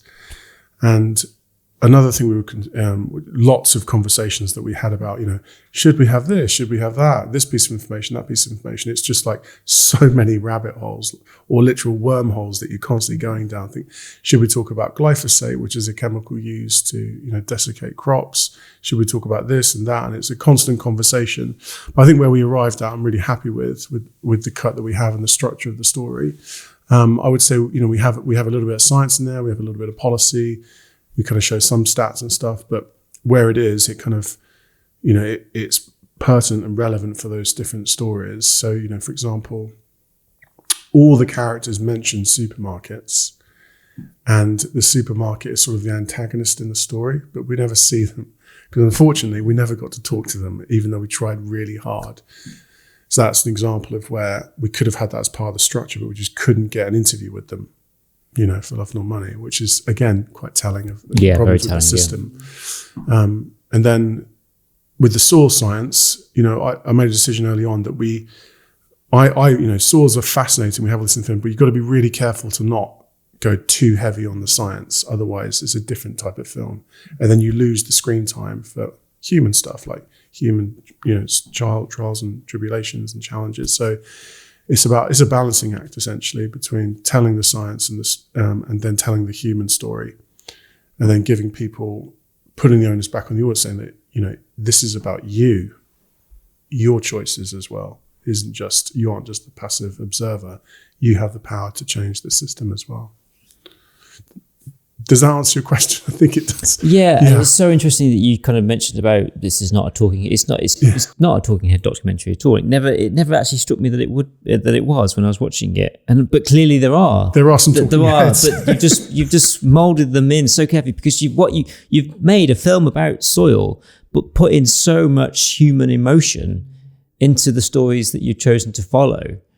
And I think that is really testament to your teamwork as filmmakers to create something that has made me feel like I got something out of it as opposed to just learnings about something. I actually went on a true journey myself.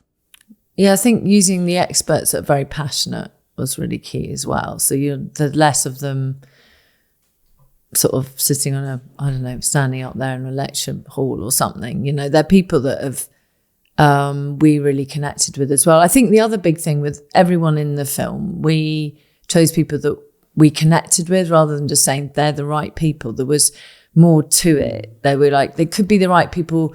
So if the mentors, they had to be the right people for the young farmers. And so that was quite tricky, so sort of navigating that.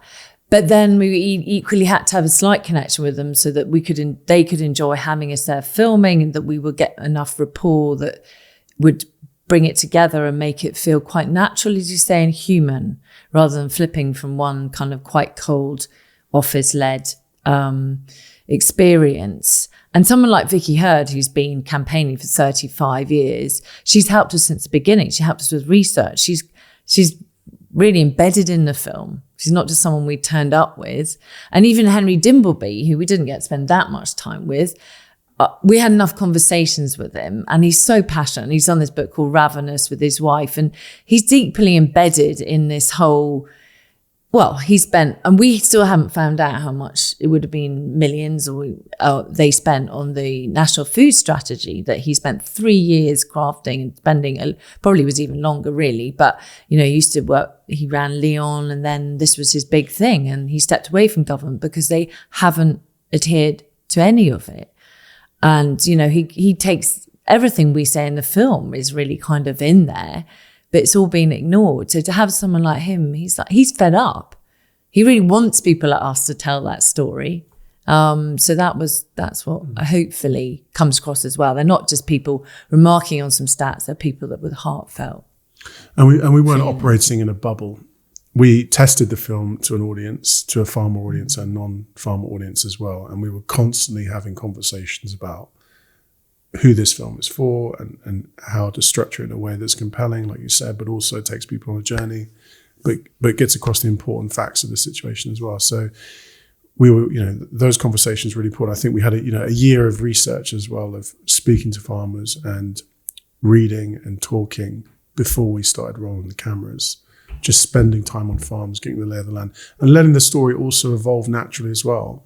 You know, if you look at an early draft of the treatment for the film that are in now, there's lots of things that just aren't in there, you know, that just weren't. So I think we evolved. We shot a lot as well. We shot 45 days, I think, on the road, you know, so we shot a lot of footage across the whole year, plus all the meetings and all the research as well. So we had a lot of footage to deal with. And, you know, I just want to say thank you to Daria, the editor, as well. She's done an incredible job, and had to put up with my ramblings for a long time as well, and a lot of just constantly moving around. Jason as well, who was our supervising editor. So we had a real team effort on structuring the story, and it's been a lot of work to get it into shape. It's like been a really massive kind of like hairy, ugly type thing, and it's just constantly hammering it into shape to get it into that format, into that 96-minute format. Could have been a series, could have been longer. Don't think it could have been shorter.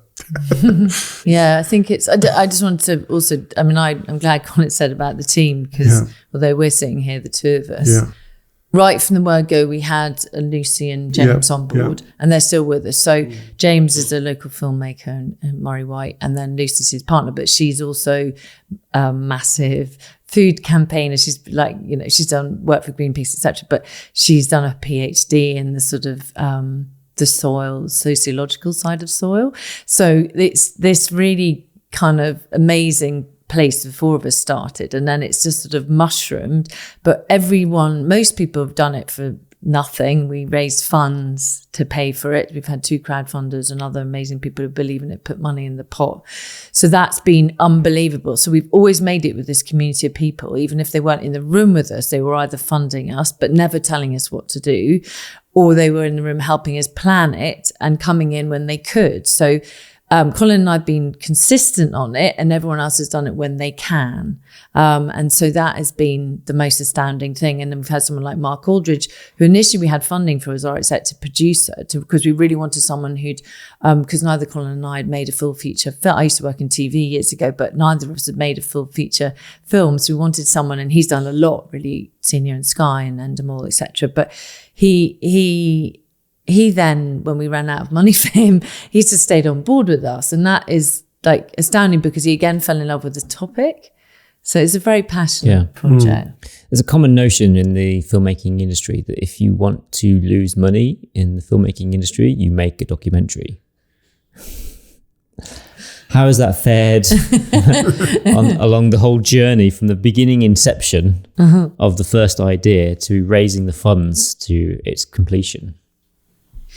So as Claire said, there's predominantly a team of volunteers who have been behind this project for a long time, for 3 years, and it's been a passion project for a lot of people. When we originally had the idea, we're like, what the hell are we doing? No one's going to want to watch a film about soil. And I applied through all the usual channels, so that the BFI, Doc Society, all the film grant channels, went through all those, tried to pitch it to the broadcasters. No one was really interested. And then when we struck on, we're trying to hit a nerve here. Everyone eats food. Everyone, has a choice 3 times a day of what they eat. We were in the most intensively farmed areas of Europe, East Anglia. So this is a sort of, this is a campaign that we create, and the crowdfunding model fits nicely with that. So this isn't some like art house niche single character observational doc. This is a film that's going to involve a lot of people, and we're going to reach out to a lot of organizations with this. Crowdfunding would be a good fit for this. So we did the first crowd and not quite knowing what to expect. And it's a lot of work doing a crowdfund, a lot of stuff on social media, campaigning, constantly on it in terms of broadcasting. So we did that, and that after that first crowdfund, that gave us a real good confidence boost to go forward. And I think it was really humbling, knowing that there was people out there that wanted to support us as a team and get behind the idea. And we seem to have really hit a chord with people because they want to see change in the system. And farmers are crying out for a story. And as I said earlier, there really wasn't a story out there. And I was like, I get to make something that's going to, I have some agency in. I don't feel so apathetic about climate change. And we've had all COVID, had all that stuff, and finally get to do something that's outside with nature. And I was like, I want to get behind this. Claire was there, and I think, it was a real team effort to get behind it, but it hasn't been easy to raise the cash. And we've all worked many, many hours unpaid. The funding has paid for filming and cameras and things like that, technical stuff, but vast majority has been unpaid. So it's a real labor of love.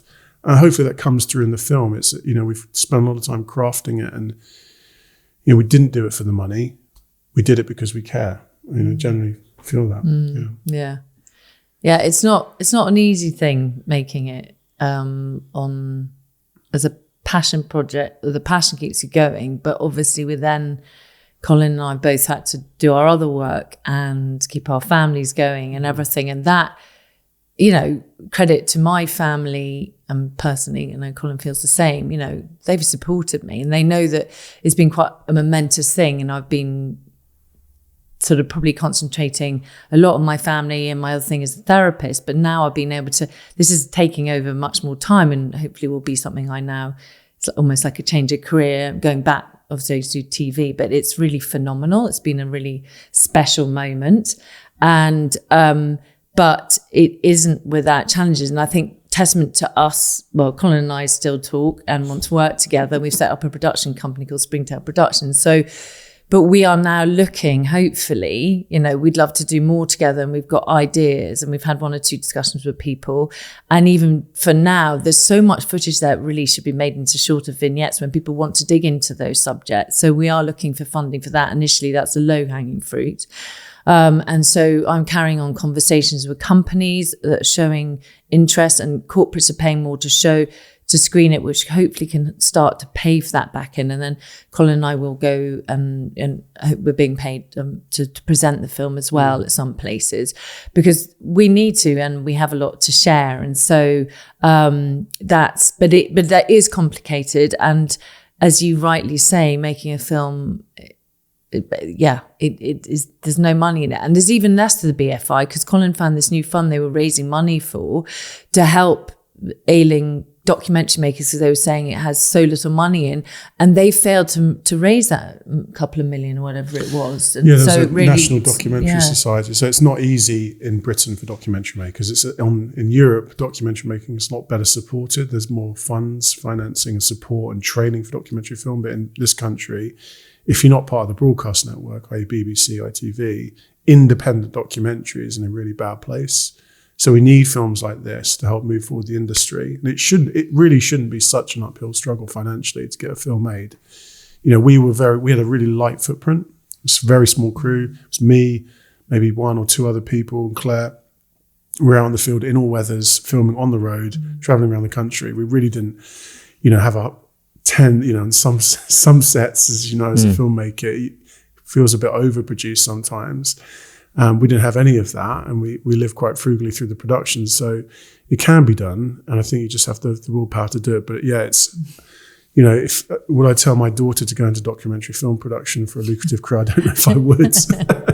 I'd say maybe get another job. But then conversely, farmers, and we show this in the film, are taking second jobs. It's a really topsy-turvy world out there in terms of value versus financial reward. But hopefully we'll recoup some of the costs. We're doing screenings now, ticket sales and things like that. We've had government departments. We've had all sorts of organisations contact us to want to show the film, which is fantastic. Yeah. We're going over to Holland, to The Hague in March. And we've had inquiries from the States and Italy and France, I think, as well. So we're really excited about where it's going. And I think our first little badge of honour was COP28. Getting it to COP28 was great. And more recently, we've got into Picture House Cinemas as well, so with their green screen program. So that's really going to help open up some other doors for distribution as well. But it's a whole nother project, distribution. Not quite sure why we're doing it, but we.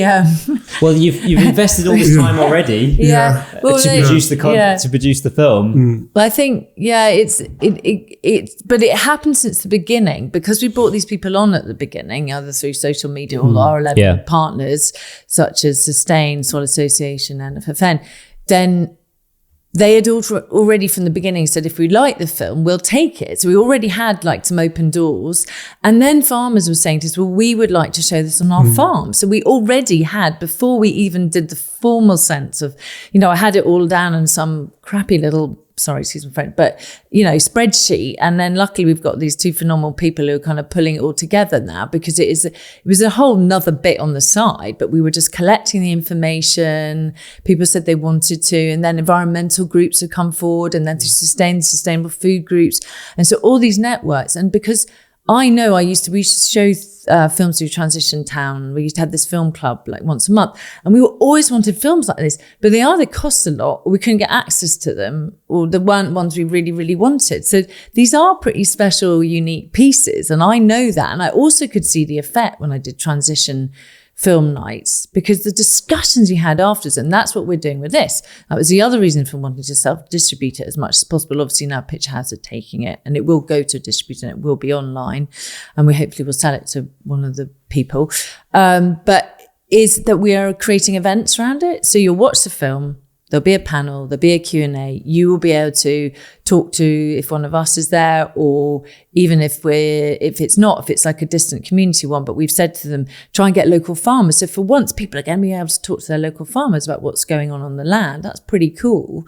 And then celebrate with some local food, hopefully as regenerative, climate friendly, organically produced food as possible, and discuss that, or have local suppliers come in and go, wow, I could actually get this food and might be vaguely affordable for me to have, or even if so I could have it once a month. Getting those possibilities opened up to people and awakening that interest in people is really cool. And we're also trying desperately to get outside the echo chamber, because there's again, like going back, it could just sit with eco groups, it could just sit with farmers. But we've gone beyond that already. We've got corporates asking for it. We've got schools and academic universities, and that's a whole another ball game. But there are people outside of already showing an interest, and that is really, really awesome. And obviously we've had to play the game of social media, and we've had Kate, who was doing it for nothing. Now we haven't to pay her because there's so much work with publicity at the moment, and we've got now loads of social media channels, and now we're considering TikTok. Don't know why, but we are. But it's just to get it out there to different Farmers audience. Weekly podcast. Yeah, Farmers Weekly, been on other podcasts with you, Tom. And then at ORFC or Premiere, we had the chat from Country Farm? So Farming Today came, yeah. and Country Farm have asked to see it. So that's BBC interest now. So that's hilarious. But just on Claire's point about distribution, because we're independent, because this wasn't a broadcast commission, we do have that flexibility. So the downside is you don't get as much money up front, but you do.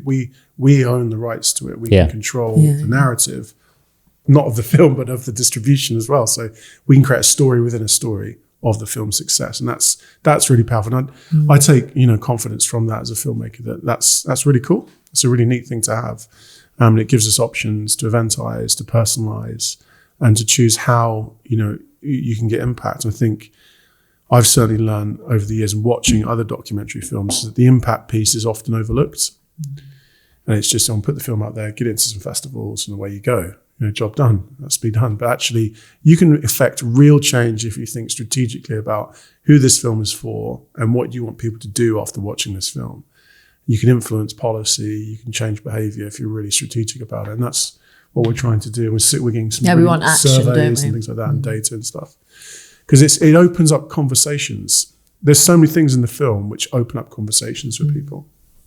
It's testament to the quality of the film that not only can you invoke change from the message that you do, but that you are creating these spaces for conversations to happen as a result of the film. And that, I think, is such a great story within itself.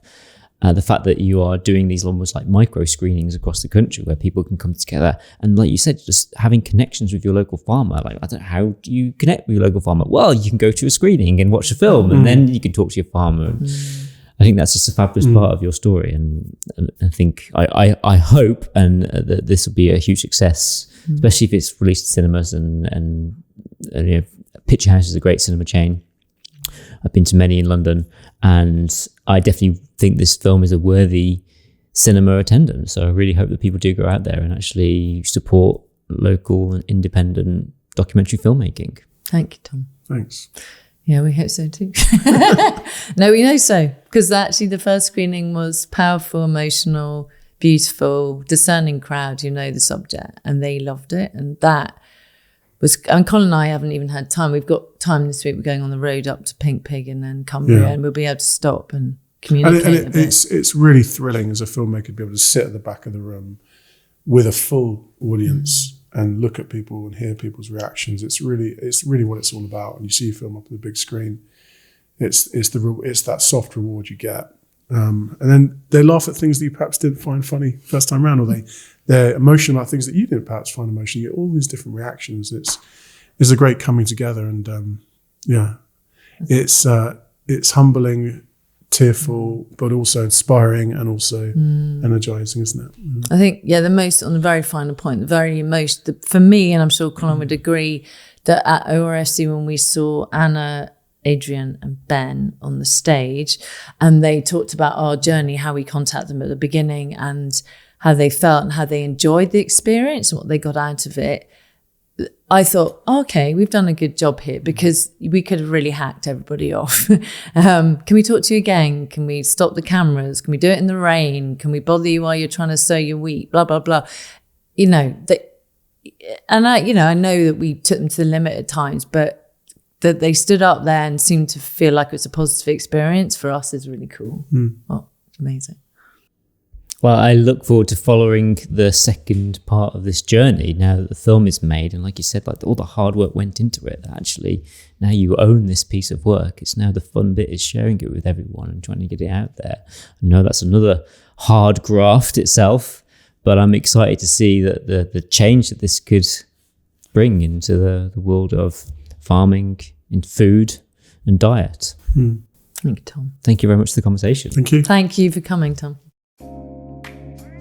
Thanks so much for tuning in. If you want to find out more information about any of the guests, please check out the show notes, where you'll also find links to things mentioned in the conversation. And if you've enjoyed this episode, please take a look through the past recordings. There's so many more incredible stories for you to find, and I can't wait for you to enjoy them. Thank you.